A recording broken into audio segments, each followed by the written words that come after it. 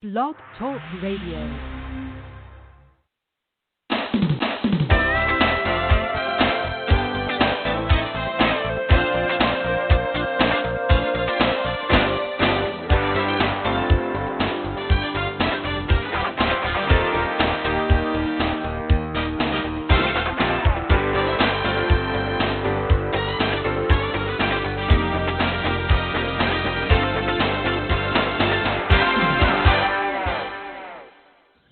Good morning.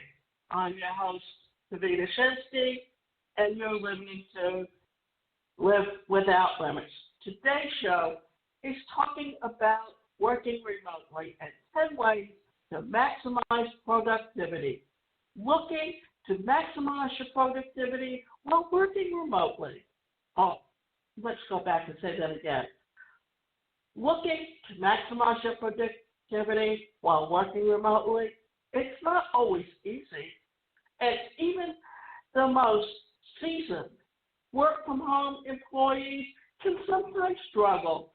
But luckily, we asked career coach at FlexJobs to come up with their best tips on working remotely and boosting productivity. So, whether you're new to working remotely due to the coronavirus pandemic or just need a refresher, we put our advice and more into a handy list. Tips to work remotely. Remote work tip number 1. Rather than take the idea of work from anywhere to the extreme, put some thought and perhaps a bit of investment into where you'll be spending your time. Dedicate space as your home office. A central location puts work-related material at the ready. It keeps things from getting lost around the house, saving valuable time and sanity. The area needn't be fancy, but it should allow sufficient room to perform tasks. Pay attention to noise levels. Quiet areas promote concentration and convey professionalism. When conversely, via phone or video chat, when setting up your home office, locate it as far away as possible from common sources of noise, such as television and the furnace. An office door that closes and a good pair of noise-canceling headphones can make do. And they also work wonders. Watch the temptation to make do, which can ultimately impact your ability to perform. Putting a dining room chair over the computer might seem like a cost-effective idea, but purchasing an ergonomic one that keeps your back from aching might prove to be a preferable route.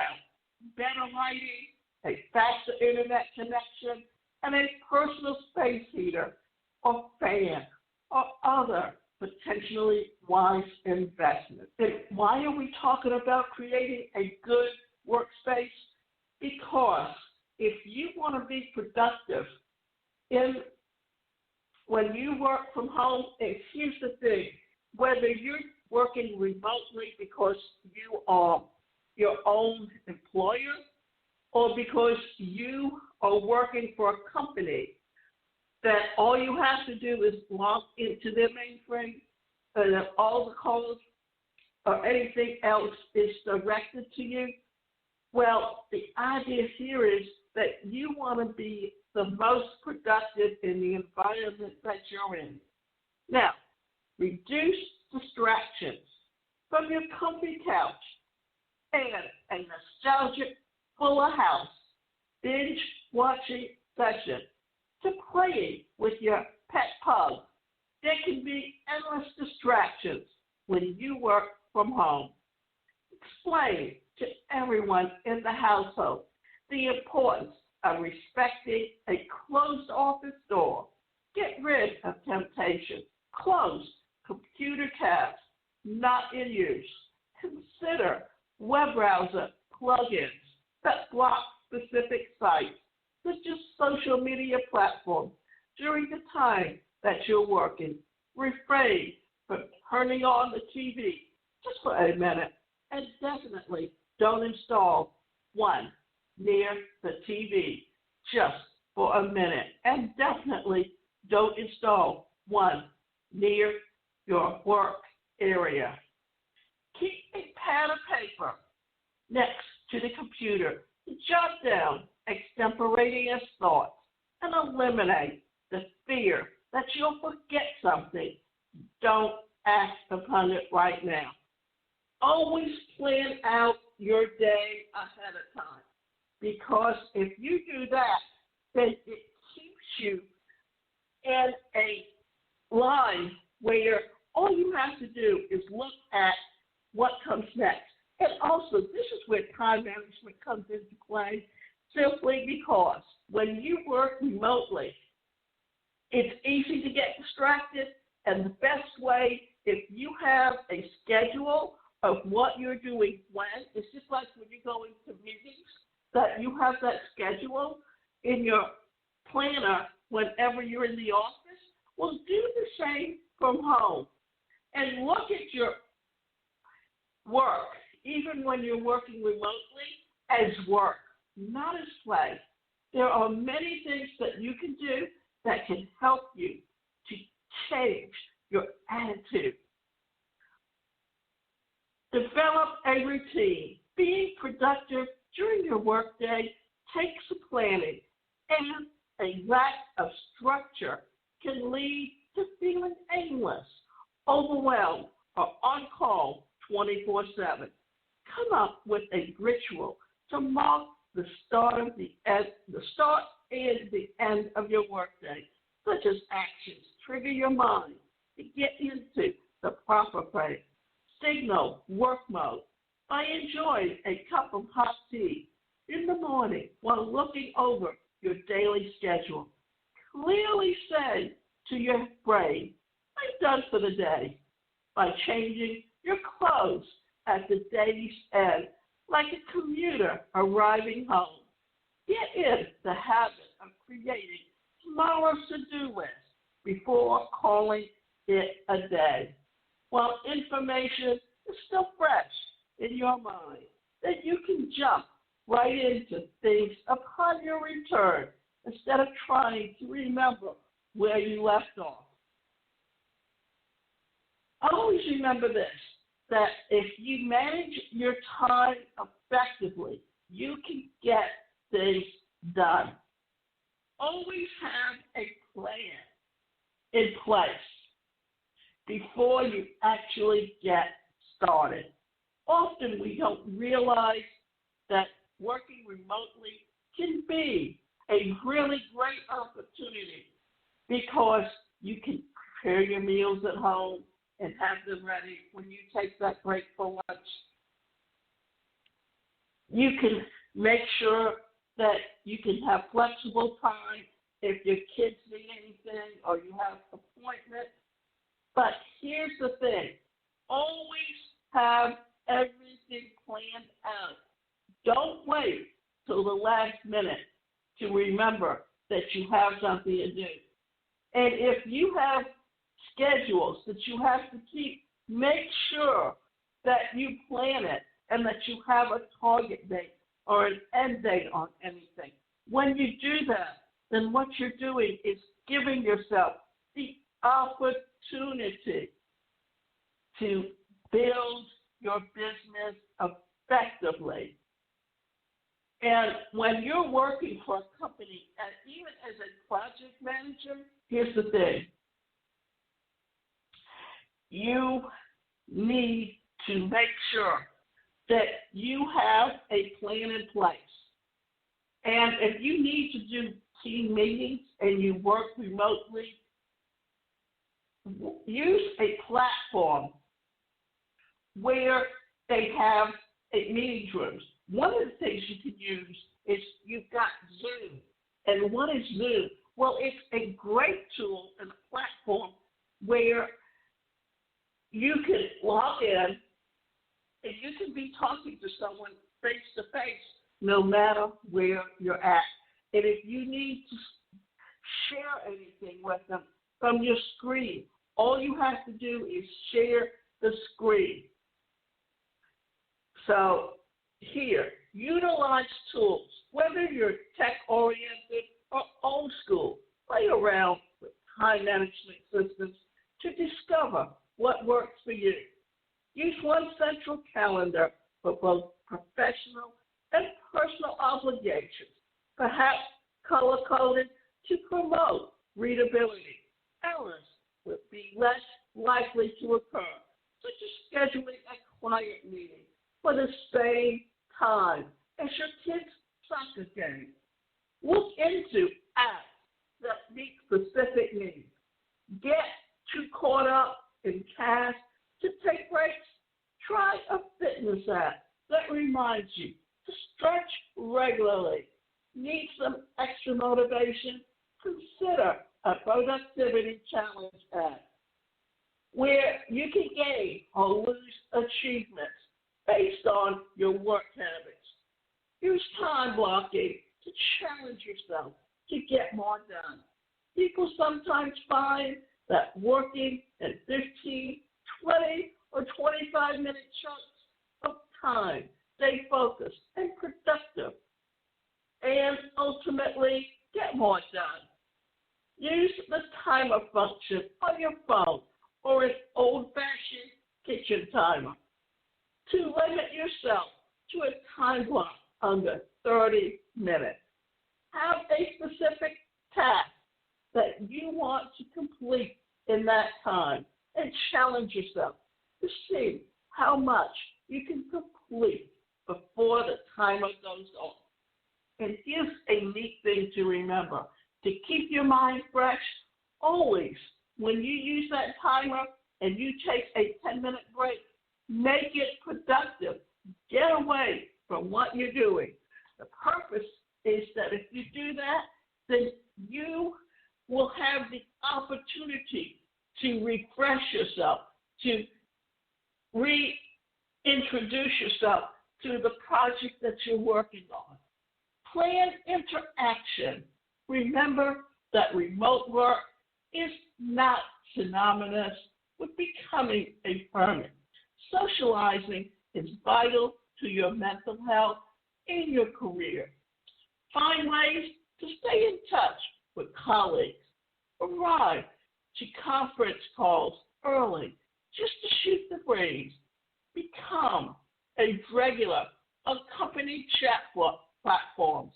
Investigate alternate places to work on days when your home office seems lonely.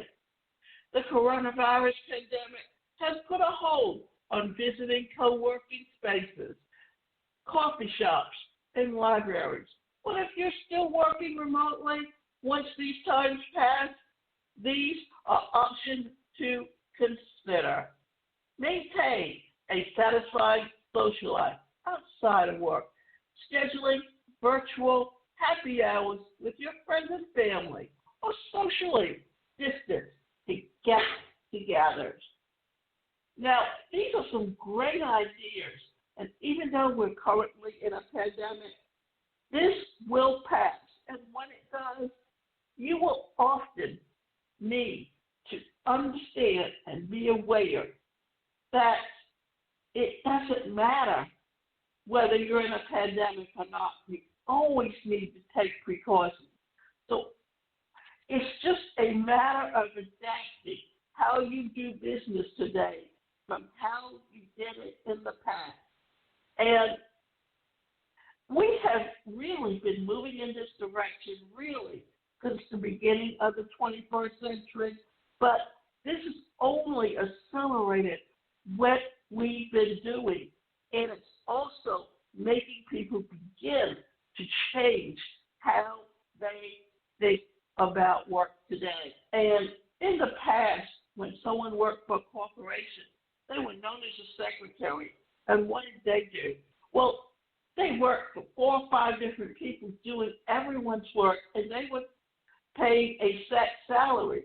As a home worker working from home virtually in the gig economy, they're a virtual assistant, and they can charge each individual separately, and they can decide how much they want to make an hour and how many hours they want to put in, determined on what work that person needs for that day. If you have 5 different people, say, use Monday for one person, and then have each different person for a different day. This way, you're not doing the same thing.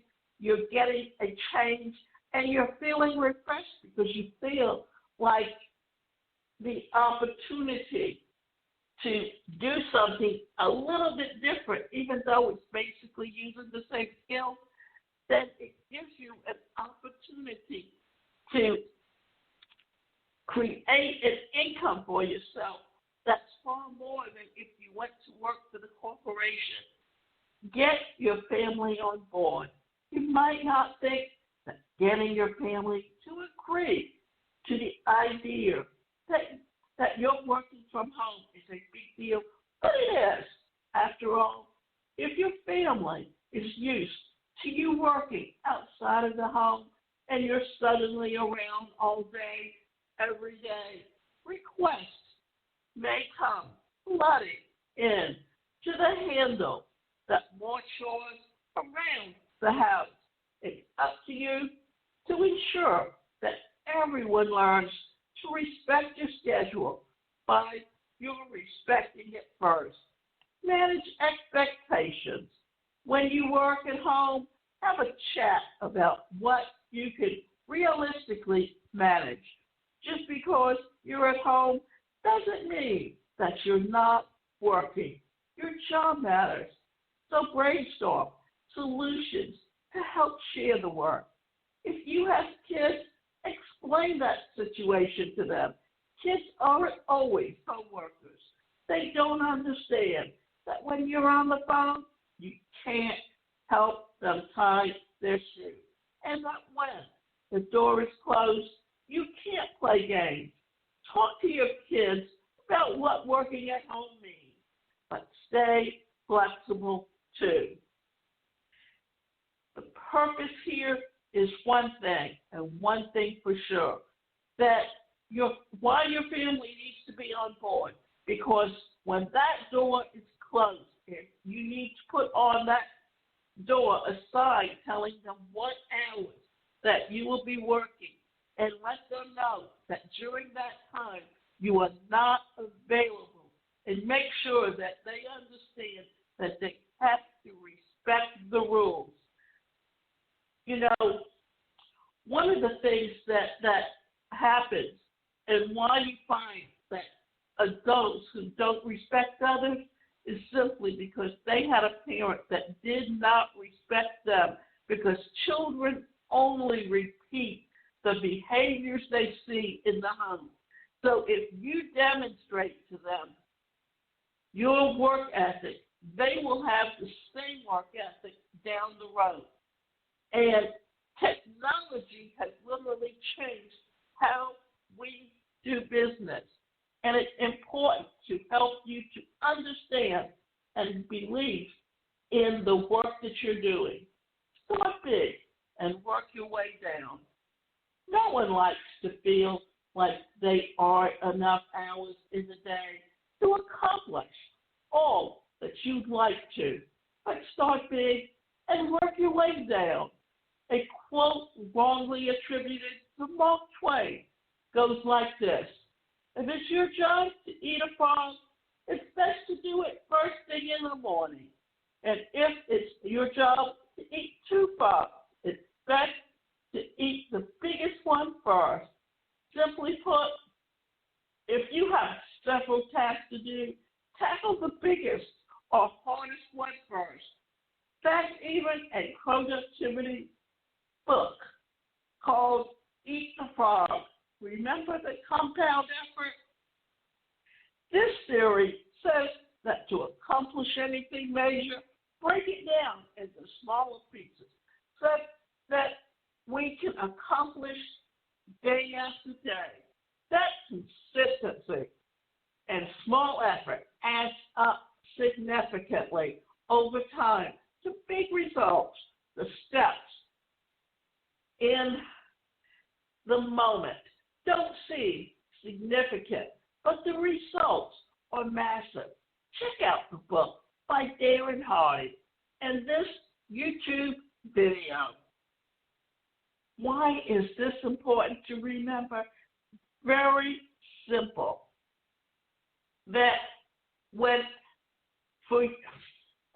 Let me collect my thoughts. Here's what it is.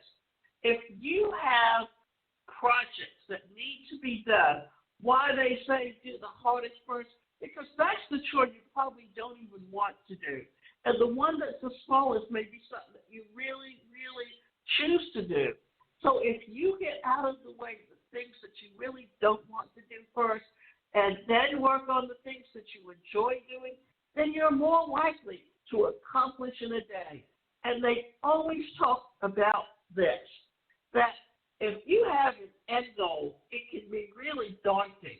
But if you take that end goal and break it down into smaller activities, then when you finish each activity towards that goal, you feel accomplishment, and it gives you a good feeling about yourself, and it helps you to, as you move forward and get everything done, then you can literally see at the end of the road what's going to happen. But if you take it and look at it as one big chore, then it's going to be so daunting that you're going to automatically think that you can't do it. But when you break it down into smaller activities, then it's more achievable. Don't forget to take a break. Because we work from home, it can be easy to jump straight from work into home activities or vice versa. Leave time for white space during your day. If you're feeling overloaded, tired, stressed, or exhausted in one situation, don't jump right into the next. Take 5 minutes to sit quietly and breathe deeply. Outside if you can. Call it mediation or just taking a break. This sort of white space between work and home can help you to reduce stress and feel less crazed. Use your open tabs for a moment of zen. Do you have dozens of tabs open during the workday? Each one of your open tabs for a mediation reminder. Always have it open to a Google image. Search for something peaceful or serene. Try sunny beaches, snowy mountains, puppies, organized closets, whatever floats your boat.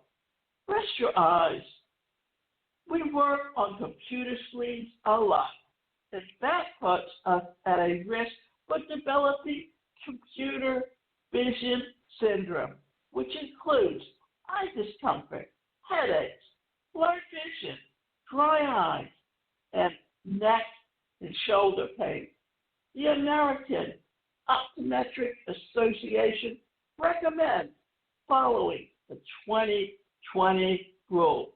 Take a 20-second break to look at something, not a screen. 20 feet away every 20 minutes. Bonus points if you get out of your chair and stretch. These are some really great things to look at and understand how you can adapt, because it's really very important to understand just how much and that your eyes are in everything you do. Because if you don't have sight, then you have to use the adaptive equipment, which are software that can actually read to you and tell you what you're typing or let you know exactly what you're doing. Always be aware of your health. Don't be afraid to disconnect. When we work from home, we find ourselves distracted by the outside world. Don't be afraid to disconnect when you need to focus and produce. Turn email off when you need to do deep work.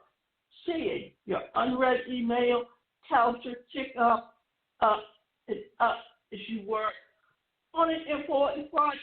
It's a huge distraction and keeps you from deeply focusing.